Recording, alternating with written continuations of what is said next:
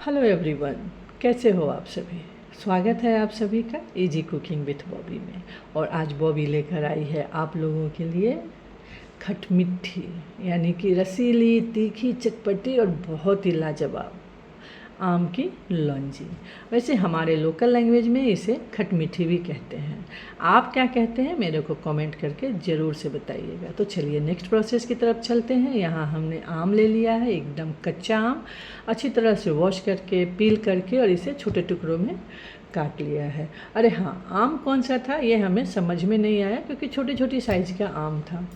अब यहाँ पे हमने एक पैन ले लिया है। गर्म हो जाने के बाद एक छोटी चम्मच सरसों का तेल डाल दिया है।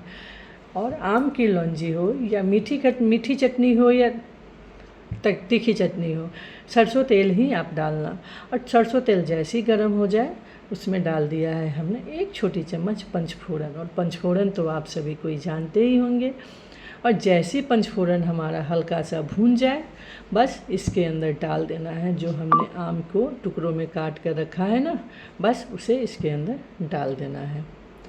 तो हमने लिया था आम का लगभग 350 ग्राम, बट कटने के बाद जैसे छिलका उतर गया, गुठलियाँ निकल गई, तो ये बहुत कम बचा। 250 ग्राम से थोड़ा सा ज़्यादा हमारा ये कटने के बाद ये हमारा आम हुआ है। तो बस मेजरमेंट के हिसाब से यही है कि 250 ग्राम हमने ये आम के को टुकड़ों में काट कर ले लिया है। इसे थोड़ी देर के लिए भून लेना है। फ्लेम को लो ही रखना है, यानी कि हम तो इंडक्शन पर बना रहे हैं। अगर आप गैस चूल्हे पर बनाएंगे तो इसे लो ही रखना, अगर इंडक्शन पर बनाएंगे तो इसे 100 पे रख देना। बस अच्छी तरह से इसमें ये पक जाएगा। तो लो फ्लेम पे ये हल्का हल्का थोड़ा सा गीला होने लगता है, यानी कि पानी थोड़ा थोड़ा ये छोड़ने लगता है, क्योंकि आम का नेचर है ये पानी रिलीज करता ही करता है। तो अब बारी आती है इसके अंदर थोड़े से मसाले डालने का। तो चलिए देख लेते हैं इसके अंदर हमें कौन सा मसाला डालना है। तो सबसे पहले हमने डालना है आधी छोटी चम्मच हल्दी पाउडर। इसके साथ ही जाएगा इसके अंदर, पता है क्या, लाल मिर्च पाउडर।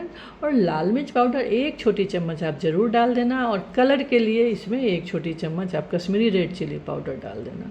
साथ में डाल देना नमक। नमक इसमें बहुत ज़्यादा नहीं डालना है, आधी छोटी चम्मच नमक डालना है जो आपके मिठास को बैलेंस करेगा। यहाँ हमने ले लिया है लगभग आधी कप चीनी।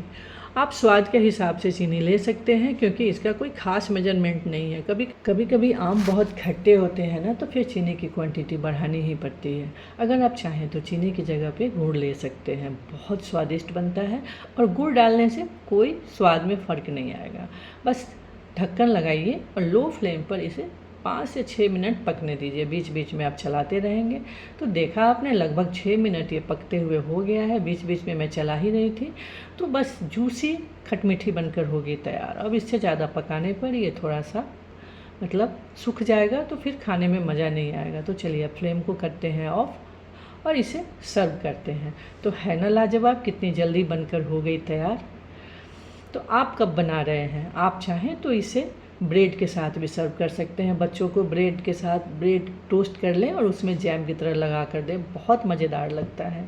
हल्की तीखी और चटपटी तो है ही है, आपको भी बहुत मज़ा आएगा। तो देरी किस बात की है, आप भी बनाइए और इन्जॉय कीजिए अपने फैमिली एंड फ्रेंड के साथ। हमारी फिर से मुलाकात होगी एक और नई रेसिपी के साथ। तब तक के लिए बाय बाय, हैप्पी कुकिंग, खुश रहिए, मस्त रहिए और हमारे चैनल को सपोर्ट करते रहिए।